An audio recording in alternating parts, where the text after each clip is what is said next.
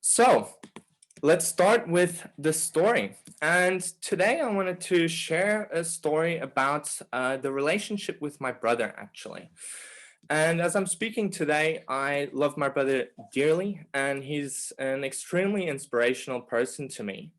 He has this ability to very quickly identify how people are feeling and where they're coming from, and always knows how to say the right thing at the right time. And not just that, I also think he's really clever and quite funny and has this talent for naming things, including this current business, Juju. I really do think he missed his calling and branding somewhere, but that's maybe a story for another day. But as a relationship is today, it hasn't always been that way. And I don't think we actually really got close until we were both in our late teenage years. And as the older brother, there are really many things I'm not very proud of that I did in the past. And when I reflect back on it, I think the main reason was that I didn't see him as an equal, or that no matter what he did, he wouldn't really live up to my expectation of what I wanted of a brother. And he wasn't making me look cool in front of my friends. And so that, I think, drove a lot of behaviors, as I said, I'm not proud of. I can still remember very clearly this day where we were all in school, and we were playing basketball on the court during a lunch break. And I was with all of my friends, and this was probably 7th or 8th grade. And at the time, my brother was in a handstand phase. So every opportunity he had, he'd get on his own two hands and start walking around. Of course, at first, it wasn't very impressive. He didn't make it very far, but it didn't take long before he got really good at it. He also had a cartwheel phase at some point where that was his preferred mode of getting around. And when I think back on it today, it makes me laugh and quite happy. But back then, as a teenager, it didn't really impress me at all, and I felt like he was making me look stupid in front of my friends, and I didn't like that at all. And so that day, when we're all in the basketball court, I was like, "Hey, Julian, have you tried doing handstands on your fist? Apparently, like it's what really cool people do." And he was like, "No, but I think I can do it." And so he proceeded to try it. And the next thing I saw was him hitting the floor with his face first. And I guess with all the pressure in his knuckles and arms, they just gave way under his weight. And what's worse is he actually chipped one of his front teeth. And as a big brother, what did I do? Run over to him and check that he was all right? No, sadly, I wish I'd done that. No, I actually sat there and laughed at him with all of my friends, and there was a lot of tears. And he essentially ran away. Sharing this now really makes me feel sick that I ever did something like that. But that was just one of the many things that happened. It didn't, end there. Over the next few years, there was lots of opportunities to humiliate him. A few screaming matches, a lot of fights. You could probably classify them as fist fights, although they're more like brawls. And so the relationship continued like that, and it didn't, get any better. And then, one day, my mom sat me down and said something. I don't really remember exactly what she said, but I very much remember the gist. And she said something along the lines of, "Why are you treating your brother this way?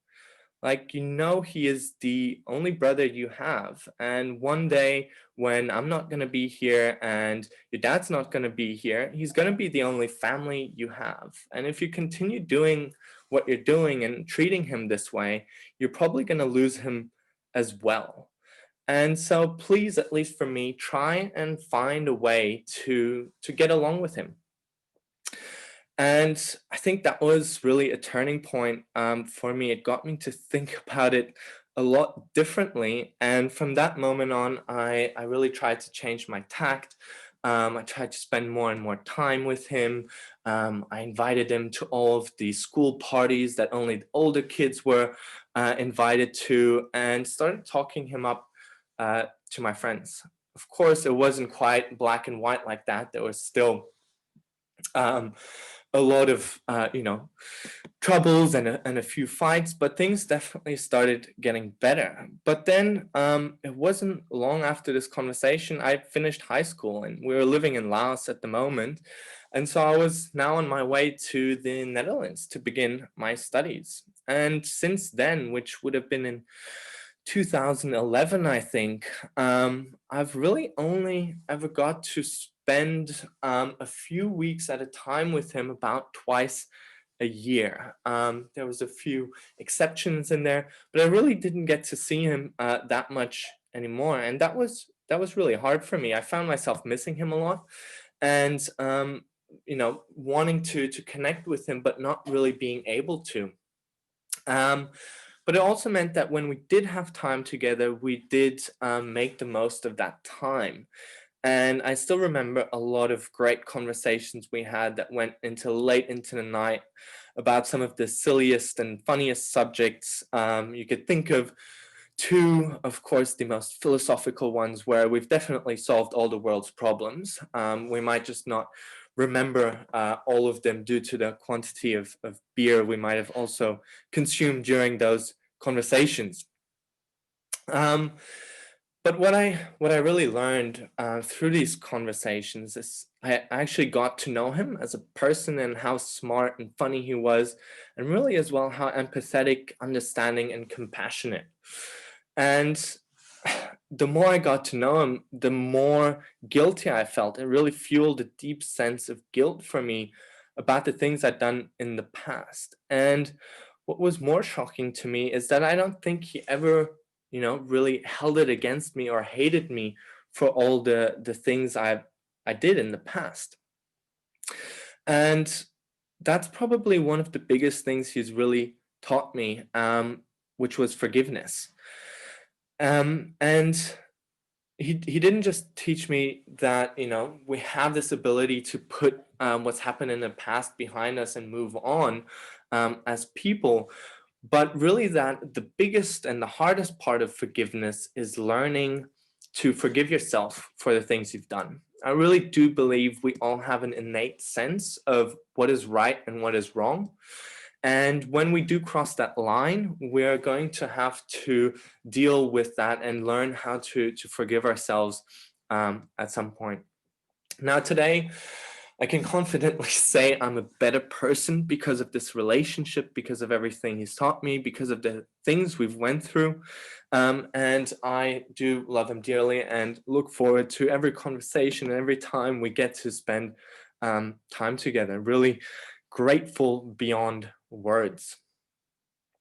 So I wanted to share this story today, and we're sort of slowly transitioning now to the second part, because in today's gratitude practice, I wanted to focus on relationships, and there's a good reason for that as well. In the longest study ever conducted on human health, and this was conducted by Harvard, and I believe it's still running. It started in the 1920s around the Great Depression. What they found was, over all of that time, what had the biggest impact on our overall health and well-being and satisfaction with life was the quality of our relationships, right? This seems to be such an important part. I think we are just social animals. And gratitude is an essential social skill. It's something that really helps us solidify and strengthen those relationships on an ongoing basis. And so what better place to start with our gratitude practice? So I think we all have some meaningful relationships in our life that have probably gone through their ups and downs, that have taught you a lot. And today I wanted to for all of us to take a bit of time to acknowledge them. So how this practice is going to work, we've devised a 4-step plan or a 4-step process that is going to take you through each step, and I'll walk through with you each step and give you some time to write down your thoughts and do them. Now you can either, as I said, as well, do it on the app, and I'm going to share my screen in a second to sort of show you what I'm doing. But again, if you prefer to use pen and paper or whatever medium, feel free to do that. So the first thing I'd like you to start thinking about is who that person is, right? Who is someone in your life that really has been that has been meaningful to you, that's really been part of your life for a long period of time, that you potentially have had, your ups and downs and your rough patches with, and some of the things that have happened. In the case you can't think of anyone, you can also think of people that you actually might not know that well, but that still have had a big impact on your life, right? Either through their inspirational story or, touching you in some way. Or even people that you used to have a close relationship with, but that ended at some point. Now, if you just give me a second, I am going to share my screen. And so everyone can see what I'm doing. So of course, I'm now going to appreciate Julian because I just went through all of that. Now, Julian is on Juju, so I can tag him straight in there. If that person isn't in there and you're using Juju to document and express your appreciation, you can just put anyone's name in there if you want to, and you can send that to them later. So that's really the first part, is identifying the object of gratitude. What are you grateful for? And I think by now everyone will have probably come up with a person. So now we're going to move to step 2. And step 2 is all about exploring the emotions. This is the most critical part of any gratitude practice. Just writing down what you're grateful for and making a list of things is good, but the more time you spend exploring those emotions, the more ingrained it gets into your own mentality and into your own brain. Your brain actually changes the way it's connecting. And so spending some time really understanding, well, why am I grateful for this person? Now, there's some questions that can help guide you do this. So, one of them is, what does this relationship really mean to you? What are the benefits that it's brought you? Why does it matter so much, right? Like, what is it brought to you in your life? You can also ask yourself what you've learned from this person, how you feel about the relationship currently. This is really an exploration, and I find emotions to be quite tricky and fluid. And so sometimes it takes a bit of time before you really identify, how do I express what I'm feeling into words? So it's good to take some time here. I'm going to give everyone a minute to write down their thoughts. I'm going to share mine in a second.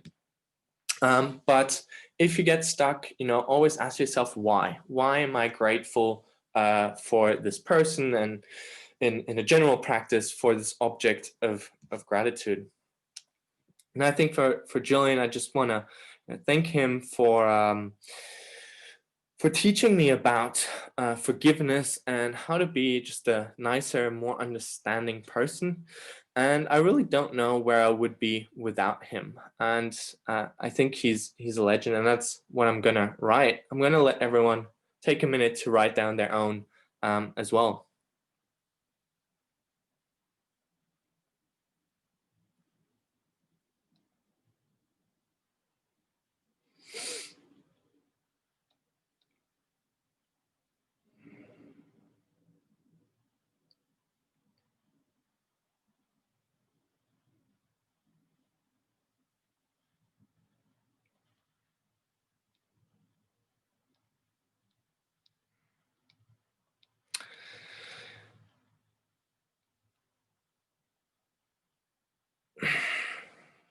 And I am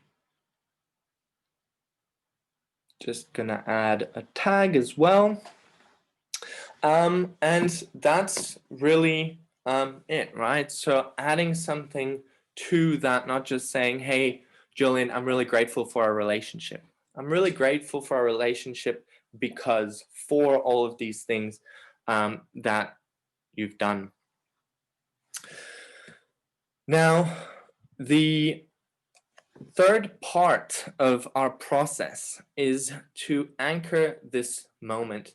And we're already in the process of doing that, right? Anchoring the moment is really about taking it out from your head and having it floating around in there and putting it out there in the real world, right? Right now, we're all writing it down, whether it's on the Juju app or on your paper. But you can, say it, you can sing it, and it's taking that mental what's in your head and putting it out into the real world.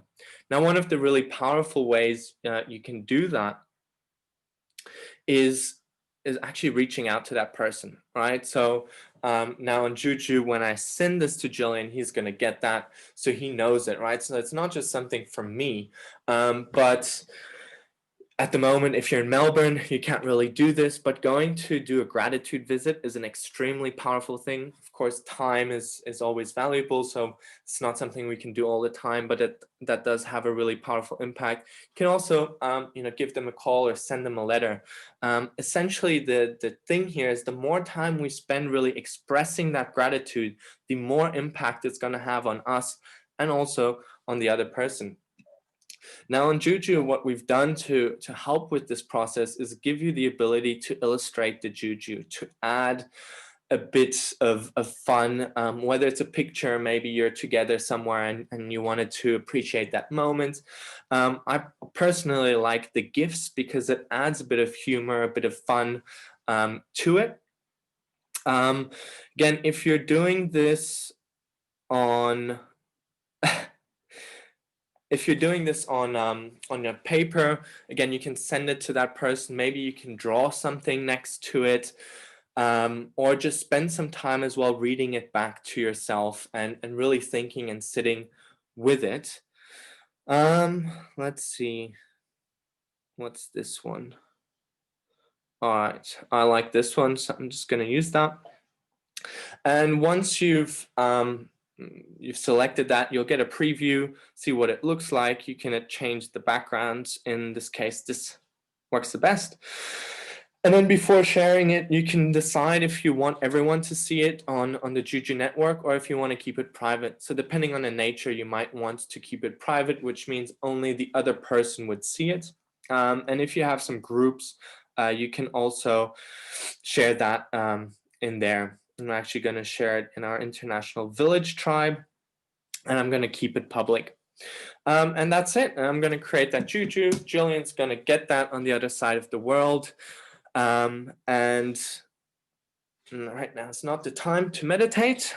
Do that later. And that's it. Now, if that person isn't on Juju and you do want to send it to them, you can just share it. So click share, and then it will allow you to send it via your favorite medium. I'm just gonna send it via Messenger as well to him, so you make sure that he gets it. And that's it. So that was step number 3. But there is a 4th step, and that step is really important. I'm going to stop sharing my screen now. The last step of our gratitude practice, and this one is probably just as important as exploring the emotion. This is what really solidifies that moment of gratitude into your life and puts it back out there into the world. Gratitude in nature is relational. It's about a relationship between you and another person, you and the world, you and another object. And when we practice gratitude, it tends to allow us to really realize what we have, to feel good about that. And the last part, step number 4, is to set an intention. What am I going to do with that? What am I going to do with that gift that I've been giving, right? So what now? It's not just about feeling good and saying, okay, now I'm now ready to go. Is what can I do to return that kindness? It doesn't have to be to the same person. And one of the ways to think about it as well is, how can you apply something perhaps that person has taught you, something you just uncovered or realized. And for example, like Jillian might have taught me about forgiveness and compassion.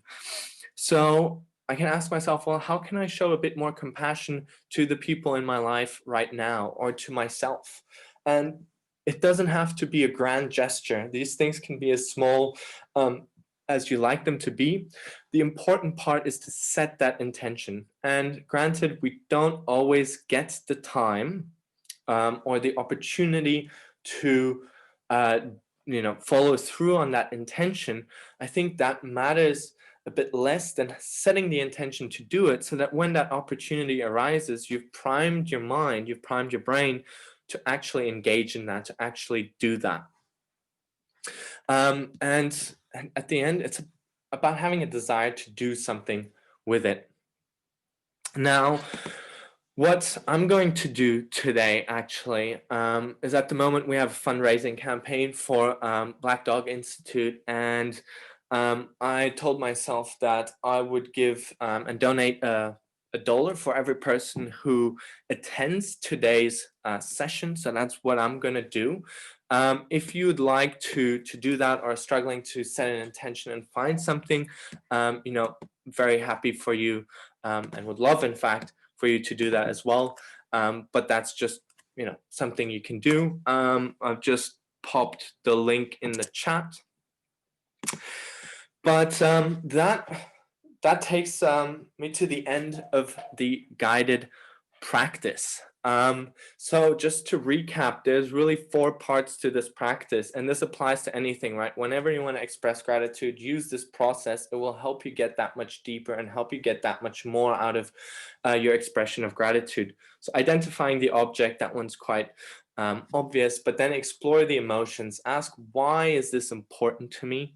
The next one is anchoring it into the moment, into the real world. Take it out from your brain and put it out in the world, on paper, on Juju, on whatever format works for you. And the last one is to set an intention. How am I going to return this kindness, this favor? How am I going to give back to the world?